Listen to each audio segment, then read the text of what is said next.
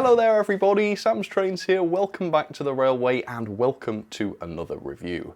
Today is a very big day because at long last it's a locomotive from Accurascale.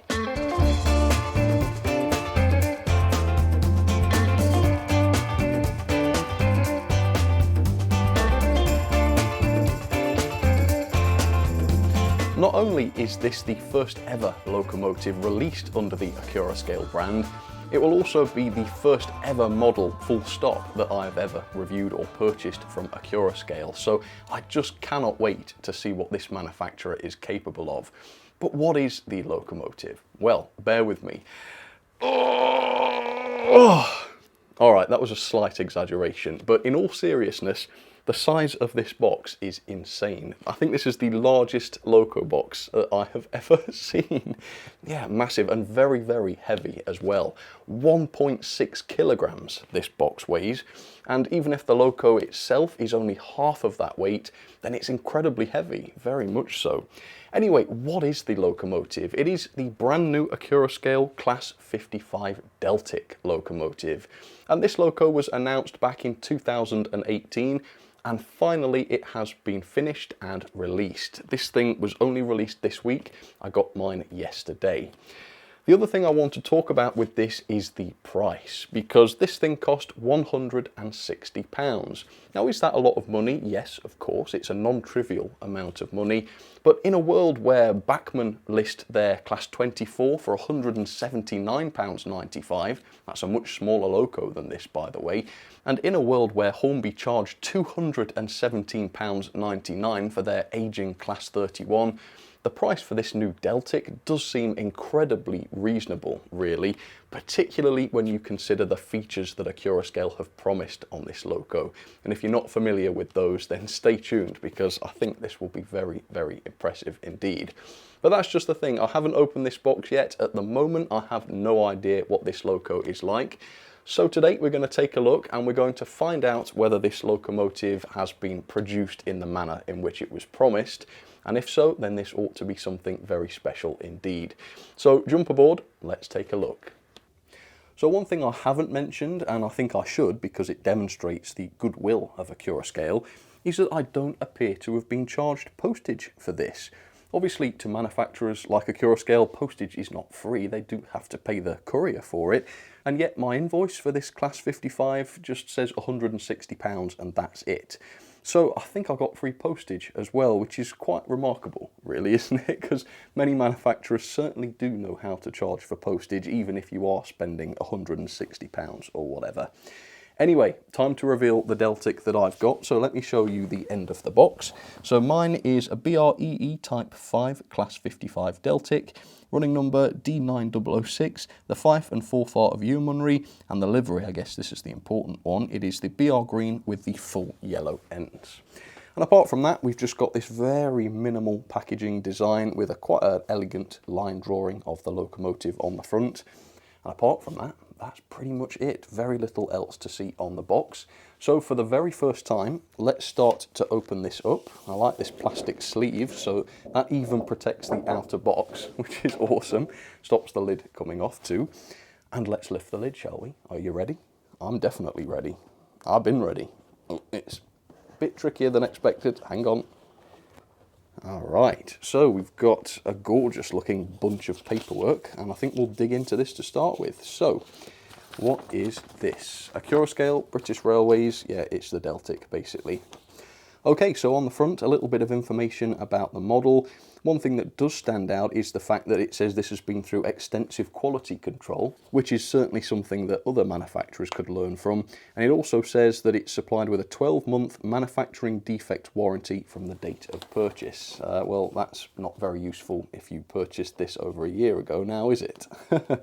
They've probably just misworded that slightly.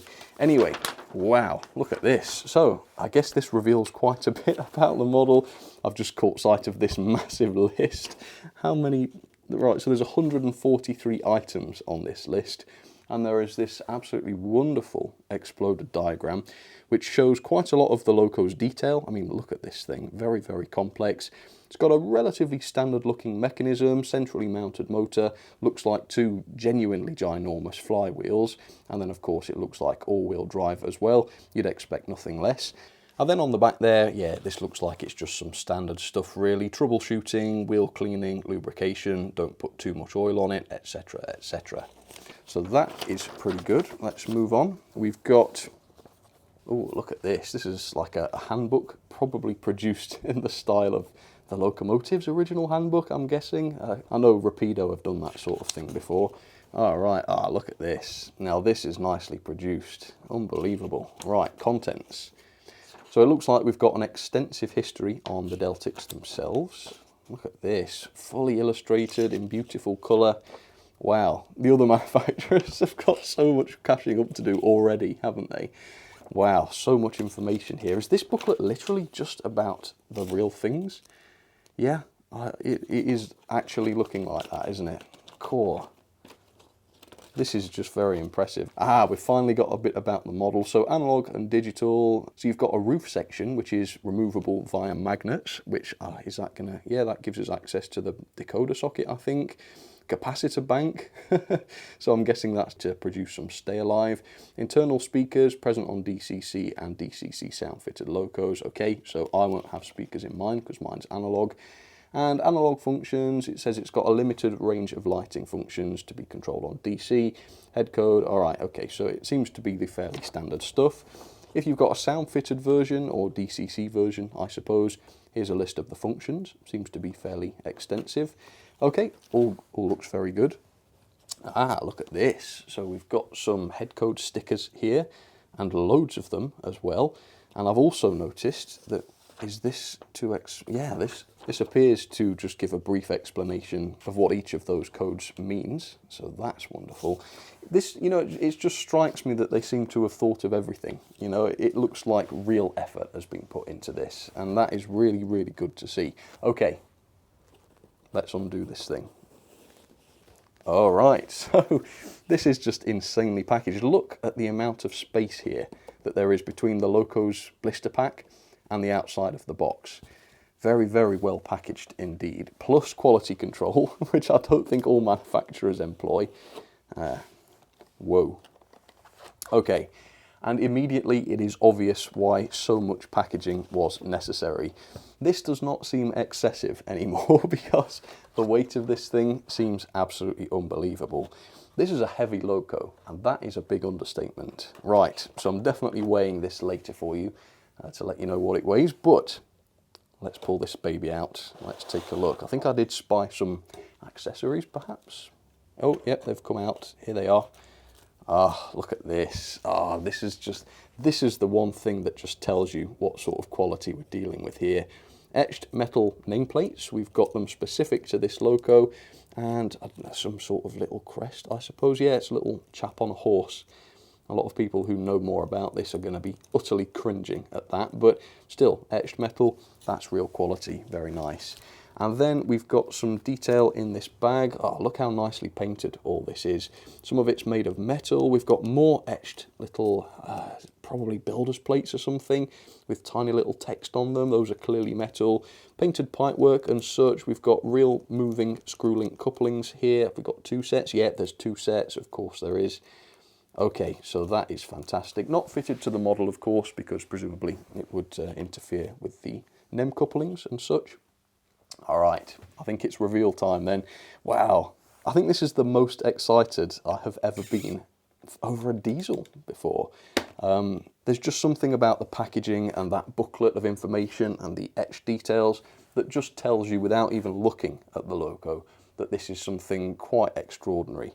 It's well packaged even in here, look, it's plastic. Okay, top of the loco. First thing's hitting me, fidelity of the moulding. Yeah, you can clearly see the detail in the etchings above the fans and such is just incredible. I'm slightly nervous about lifting this baby up, but I'm going to do it. So very carefully, let's lift up the first Accurascale Deltic. And there it is. Wow. Okay. So the level of detail just hits you, doesn't it, straight away. Look at the bogies and such. I can see real chains, the underframe, loads of separately fitted parts there. The livery is excellent as well, and all of the printed detail looks wonderful as well, even though we've got better quality etched versions of many of these prints included as well. Ah, this looks really wonderful. And I tell you what, the quality, at least outwardly, seems to be very, very good. I'm not seeing any details missing, I'm not seeing any wonky parts, I'm not seeing anything hanging off. And when you consider the amount of detail on this loco, when you consider the sheer number of different parts on this loco, I think that in itself is really quite remarkable.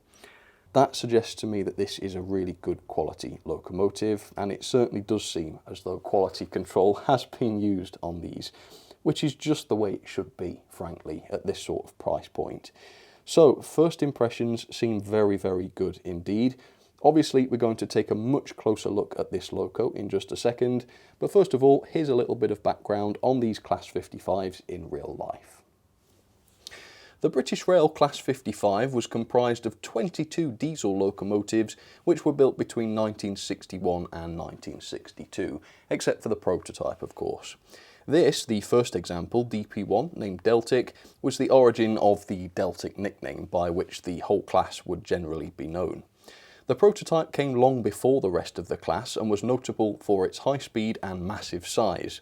When the entire class of 22 was delivered, they essentially replaced double that number of Gresley Pacific steam locos because of how much easier they were to run and maintain, because obviously there's no time-consuming cleaning or firing required on a loco like this, so quite revolutionary.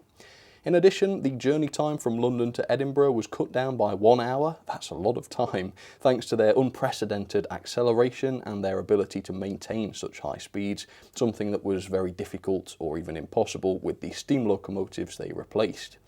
Eventually, the Deltics were outperformed by the next generation modern locomotives, such as the HST Class 43, and in the early 1980s, the class reached the end of its life as the supply of spare parts slowly dwindled. Today, though, a healthy 6 examples do remain under preservation, while the rest were unfortunately scrapped. Okay, so here it is up close and personal for you, the brand new Accurascale Class 55 Deltic. And let me tell you, this is an insanely wonderful model. The level of detail, as you're going to see, is out of this world, and the quality is incredibly high as well, to the point where I really have to take my hat off to Accurascale for this, for producing such a wonderful model during such difficult times. Not only that, they haven't hiked the price up and tried to blame COVID for it. £160, that's what this model was announced at, and that is what it was delivered for. Absolutely wonderful. And quite clearly this model has not been rushed through production, and it's not been delivered as a poor quality substandard model, as we still see so often. But the really wonderful thing about all of this is that Accurascale have demonstrated what is possible for £160. There are manufacturers out there who charge a lot more than that for a smaller model than this, which is far poorer in its level of detail and its quality. And because Accurascale have done this, they have made it much more difficult for those other manufacturers to keep getting away with it. And in fact, the more they do it, the more companies like Accurascale are going to excel. And that's exactly how it should be. So well done, Accurascale. Thank you for doing a wonderful service for this hobby in showing what is possible at a reasonable price. They have genuinely made true on their little slogan, realistic models, realistic prices. Very much so. So let's talk about this model then, after my little praising ramble. The weight comes in at 806 grams, which is indeed at the top of my list for any loco that I have reviewed. The second on the list is the Haulage Garrett, and this is much, much heavier than even that by around 100 grams, a little bit less than that. 806 grams. That is absolutely insane. Okay, let's talk about the decoration then. So we'll talk about positives and negatives. On the negative side, there are 1 or 2 scuffs in the bodywork, and I'll cycle through some of these for you because, in fact, it's more than just 1 or 2. I'm guessing it could be just because of the weight of the loco and perhaps the packaging pressing on the bodywork is doing it. But let me put it this way for you. I try to produce balanced reviews which include good and bad in a model. I'm saying that this is the worst thing I found on this model, some very, very small scuffs in the bodywork, and that's basically it. And to be clear, these things are only noticeable under closer inspection. The decoration generally is extremely good. So take a look at this light green stripe across the bottom of the body. Very, very clean, no paint bleed visible in any way. The cabs are beautifully detailed. You've got this sort of lovely off-white around the cab windows, and the window frames themselves, of course, have got the metallic finish to them. Yellow ends, again, very, very cleanly painted. Same thing with the roof, as you can see. And the finish on the bodywork isn't too bad either. It's not got much of a satin shine to it. In fact, I would have preferred a bit more, perhaps. But it's certainly not a flat and completely plasticky looking finish either, so definitely no major issue with that. Also, the printed details are extremely well done. I mean, the quality of this 5 4/4 of Yeomanry nameplate, absolutely wonderful. There's a genuine sort of metallic finish to it, and they didn't even have to go to such trouble to make that look good, being that they've got an even better metal one in the box too, but they have, which is wonderful. You've got the running number there, the builder's plate above it. I'm guessing that's a builder's plate, it's too small to read, but again, we've got an etched one of those included too. And below there, you've got the Late British Railways crest, which is excellent. The loco is also full of little details. You've got little gauges which are fully painted, particularly this one on the underframe, as you can see, which is lovely. The axle boxes have been fully painted as well, very precisely too, which is great to see. And the grills and the windows on the side of the loco have also got those realistic frames painted as well. And get this, there is even detail behind these central windows. Some of it painted, I can see the word Deltic through one of those. Just exquisite to be able to look inside a locomotive and still see realistic detail. And we'll talk more about that when it comes to the cab. The doorways as well, look, they've got separately fitted handrails around them and also separately painted door handles, which are very, very finely moulded. Little steps on the way into those cab doors, very intricately painted. The buffer beams, as you can see, nicely painted, pipework there as well, and locating holes, of course, for those extra details if you want to fit them. You have got the NEM couplings pre-fitted. These are kinematic and they swivel, as you can see, so there's a nice smooth movement to them, which is great. And there is also metal buffers which are also sprung, as you can see. And then you've got the head code pre-fitted. Bear in mind you've got that whole sheet of stickers so that you can change that if you'd like to. I will remove the body later on and investigate how easy that will be to do. And then you've got the grab rails on the side which appear to be made of metal and very straightly fitted too. Separately fitted lamp irons and obviously the lights which according to the instructions are fully working lights, so that's awesome. Look at these, the front windows, look at the riveting, the moulded detail around them, and you've got these very fine, clearly made of metal wipers as well. Absolutely wonderful. Well, since we're around the cab, let's take a look inside, and as you can see, this is wonderful. So the seats are fully painted, the back of the cab has got paintwork around the door as well. And obviously, knowing Accurascale, all of the controls and the gauges inside the cab all appear to be painted as well. It's really, really quite an effect when you just look inside the cab and see all of that detail, the white of those gauges, just wonderful. What a level of detail. The bogie detail is extreme as well. As you can see, you've got all of this moulded detail, which all looks great. But then the real thing that does it for me are these chains, which dangle free because they're real chains. And then also the steps on the bogies, the actual steps where you'd put your feet, those are etched metal so that you've got that grill effect that they would have in real life. It's just absolutely insane. The underframe is very detailed as well. You've got all of these separately fitted parts, pipework and valves and such, all of them very well fitted as well. None of those have come off as I've been handling the loco. Up on top, yeah, here's a close look at one of those fan grills for you. I believe that is a separately fitted part, and there is quite clearly a separately fitted fan underneath there as well. These grills on the side are also separately fitted. These are not etched or anything, but it's a curved piece, so I guess that would be quite difficult. They look good though. The quality of the moulding is certainly very high. And the other thing is these separately fitted horns. There are 4 of these on the model, 2 on each end, and they're very, very finely moulded and again, very nicely separately fitted. So, I mean, what more could you ask for? Quite honestly, what more could you ask for? The level of detail is above and beyond what you'd normally expect for any price, never mind £160. And even up close, the fidelity and the detail is just unmissable. So, a fantastic job from Accurascale. The really interesting part for me though is, how is this loco going to perform? What is the mechanism like? Is the quality reflected on the inside of the model as well as outside? Well, let's find out. So there she is, the absolutely gorgeous Deltic down onto the track, and just look at it from a distance like this. It's just got such a presence to it. The first performance test has already been filmed, and I'll show you that a little bit later on. I won't reveal anything about that. Next though, I went and did my mechanical analysis, and that's what I'm going to show you now.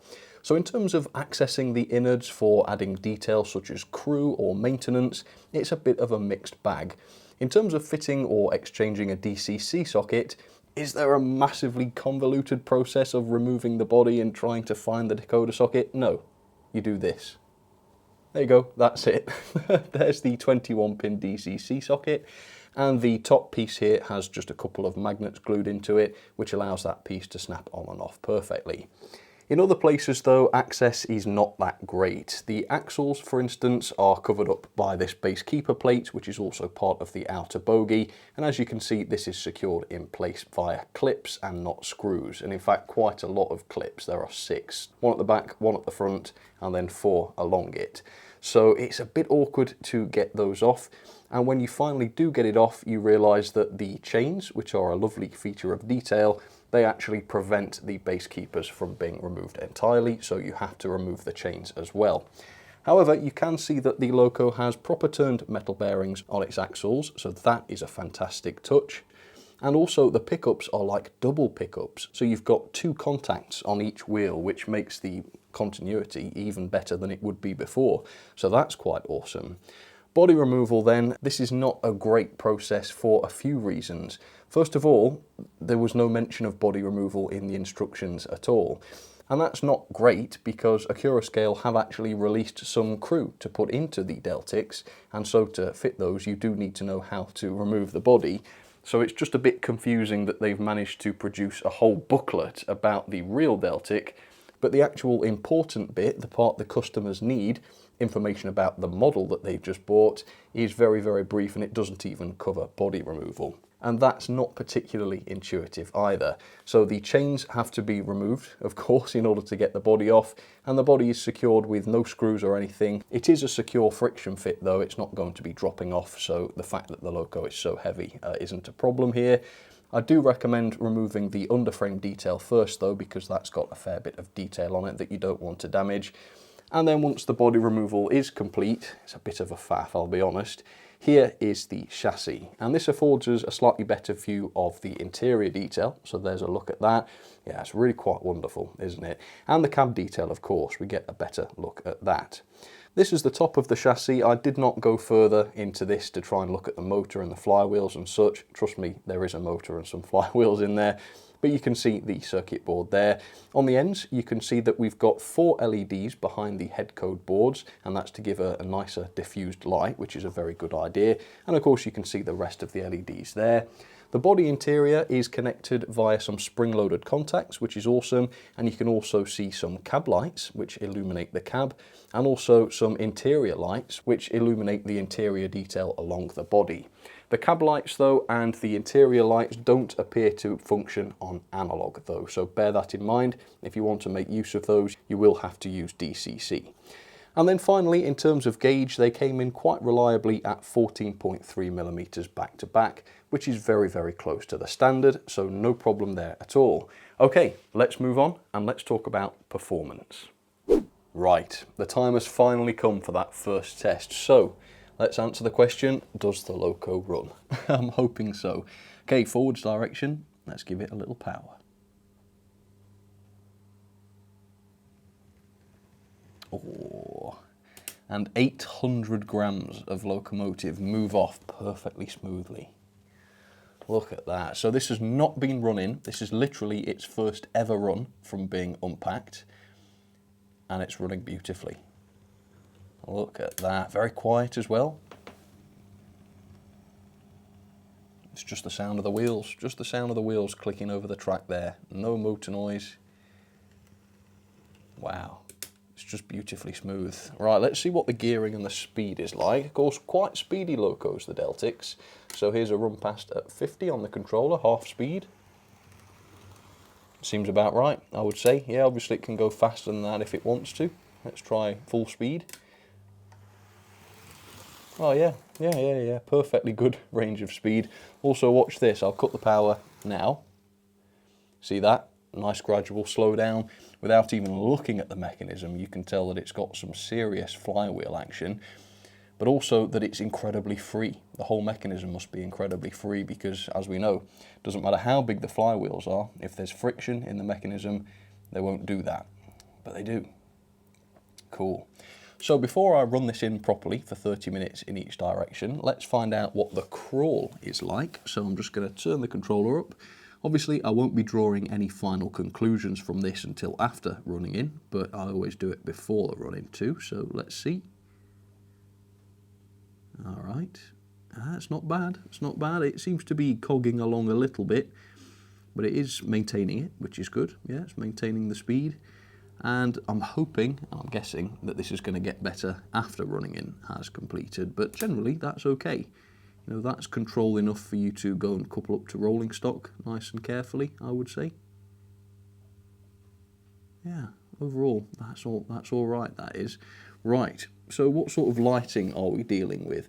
So in forwards direction, it looks as though we've got the head codes lighting up, which is pretty good. And then in reverse, you've got the red tail lights there. So that's basically what the instructions promised on analog as I'm running it now. We got any lights on inside the cab?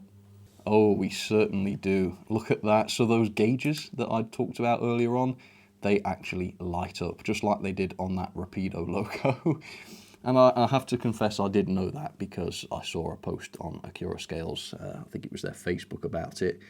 But it's still very impressive to see it in the flesh. Actually illuminated gauges inside the cab there.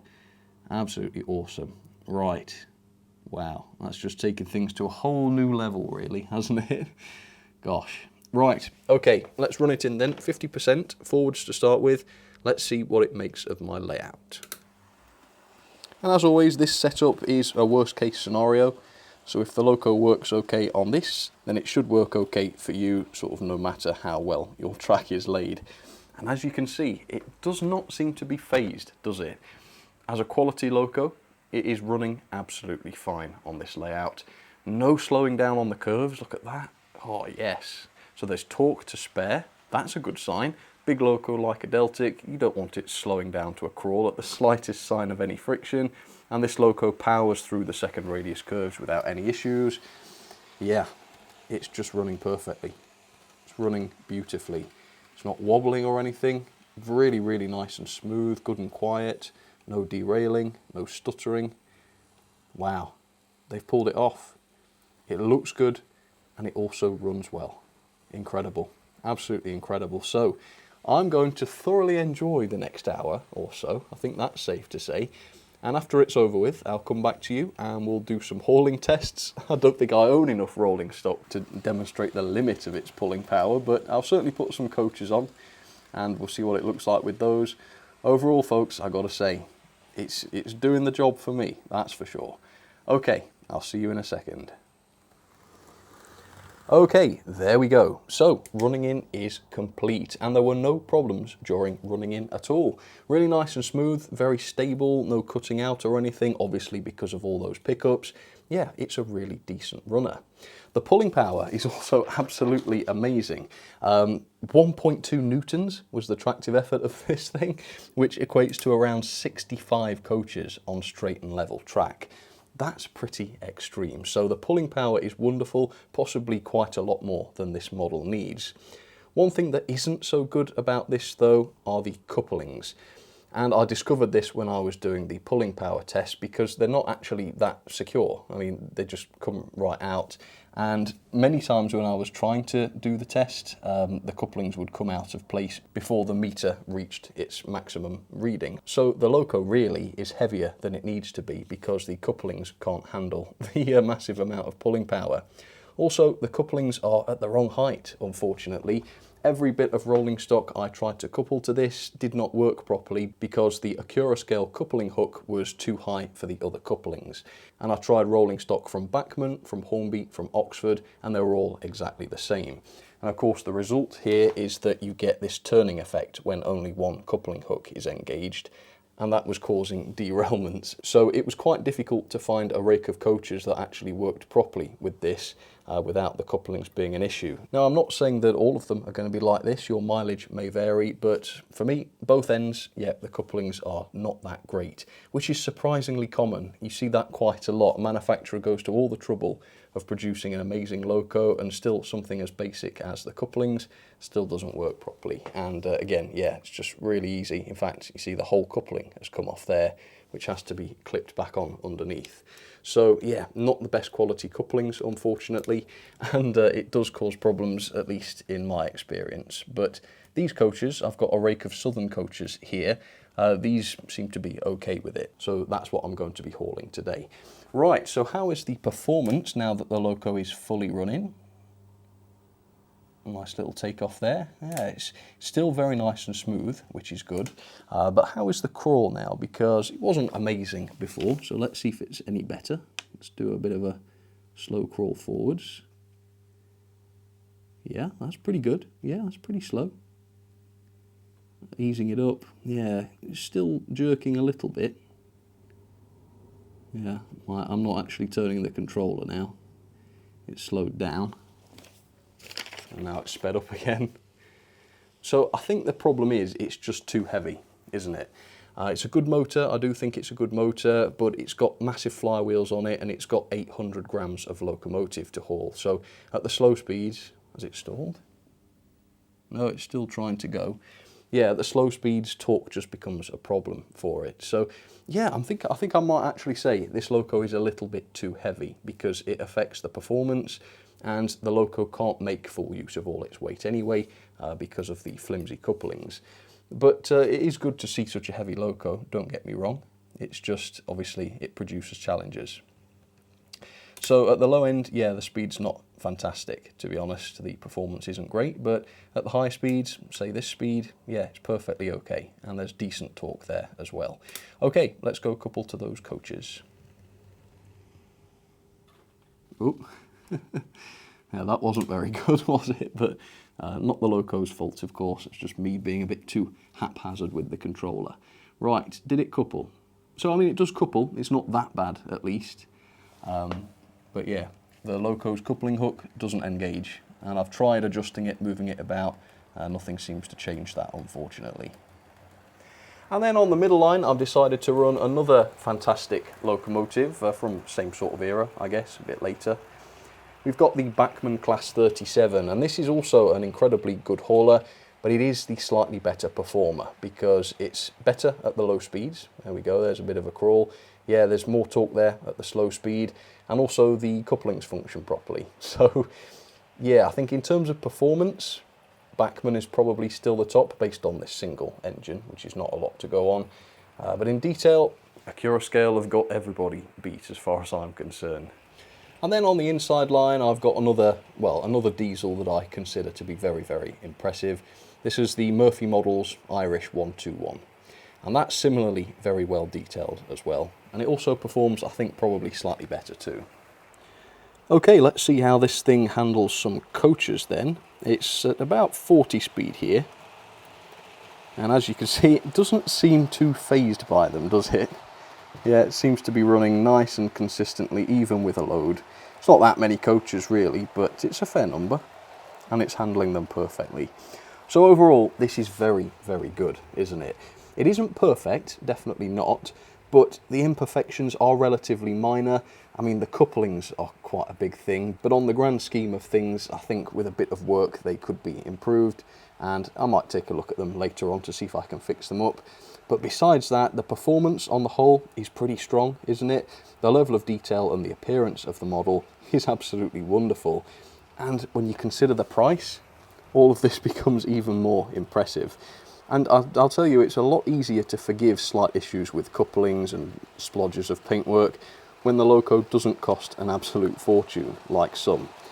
So overall, I'm very, very impressed, and I've got to say, Accurascale, they're calling the shots in this hobby now, because if other manufacturers want to charge more than £160, as many of them do, then this is the kind of level that they have to even improve upon in order to do that and justify it. And I don't want to name any names, but in many cases I have paid a lot more than this for a model that has been a lot less detailed and far poorer quality. And that's got to change now that manufacturers like Accurascale are on the scene. So thank you, Accurascale, for helping put that message out there. Let's have some ratings then for Accurascale's fantastic new Deltic locomotive. The level of detail has to be 5-star for obvious reasons. The exterior detail is incredibly impressive, all of the decoration, the separately fitted parts, and the sheer number of them too is just amazing, all the way down to the chains on the bogies, the sprung buffers, all of the extra detail parts there are optional to fit. Yeah, it's fantastic, but the interior is wonderful as well. Full cab detail, loads of paintwork in there, illuminating gauges, interior detail behind all of the other windows on the model, which also has lighting. It's a shame that some of these lights don't work on analog, but I guess most people are on DCC, maybe? I don't know 100% on that, but if you are, then you will be able to take advantage of those. Performance then was going to be 4.5 star, but I've had to knock off another star for the couplings. They're relatively over-engineered, I think, because the NEM pockets themselves are clipped to the kinematic system, and then the coupling itself, the NEM coupling, has to be clipped into that. And between those two relatively loose connections, it's quite easy to pull the couplings off the loco. And also, I couldn't get any item of rolling stock to actually properly couple to the Deltic, because the Deltic's coupling hooks were just not engaging with the other rolling stock. So that causes problems. Besides that though, the performance is fantastic. It's really nice and smooth, very quiet, never derailing, never cutting out. It's just at the low speed, the performance isn't as good as we've seen from some other locos. And for me, for a loco to get 5-star on performance, it has to be excellent at every speed. And this loco is, except at the crawl. The mechanism, again, I've given a high score, 4-star. Proper bearings on the axles, very, very good pickup provision, so that the loco is very reliable on the track. It's obviously got a good quality motor because it runs extremely well, and it's got 2 flywheels as well, which are obviously very large based on the way it performs. However, I do think this loco could have been better in terms of accessibility, because getting to the axles, removing the body either for maintenance or for fitting crew is not very easily done, and it's also not at all explained in the instructions, which is an oversight, I think. So it does lose a mark for that, but otherwise it's a good mechanism. The quality, this is a very good quality model, but it does lose 1 star because of the scuffs to the paintwork and stray paint here and there, and also for the finish, which I think could have been a little bit higher quality. I think the likes of Bachmann are the ones to look at for that sort of thing, but overall not a huge deal. The build quality, given the number of separately fitted parts, was great. Very little glue visible, no wonky parts or anything like that, and obviously a very heavy die-cast chassis, which is obviously a very high quality feature. Value for money then, I think for £160, that is just the price, and that will generally be the way this works. So if you buy Accurascale from the retailers, it will be the same price as it is buying direct from Accurascale, I think, as I understand it. And that's a fantastic price, it really is. For what you get, £160 is a very, very reasonable price to pay these days, I think. Overall then, that is 8.90 out of 10. That's a very, very good score. Let's pop that into the logbook, and it is 2nd place. Wow, just below the Hatton's Peak class and above the Bachmann 03. And I tell you what, if the performance had have gotten, say, half a star more, it would have been top place. But still, a wonderful, wonderful loco. Well folks, that will do it for this review. I do hope you enjoyed it. And yeah, overall, this Accurascale Deltic has very much made good on the promises Accurascale made. It really is taking modelling to the next level in terms of the level of detail, but more importantly for me, I think the quality. Super detailed locos we have seen, but super detailed locos that you can handle and use without them falling to pieces completely, that's something that's a whole lot rarer. And this loco does that. You can handle this loco without the bits dropping off it, and there are a lot of bits too. So very impressive overall, and what makes it even better is that it's got performance to match. So very, very good work Accurascale, and of course their other products that they've got announced, Many of them have an even higher specification than this, so I'm very excited to see what they do next. For now though, that will just about do it for this video. Thank you for watching. Comment down below, let me know what you think. If you've got one of these, let me know what your experience was like.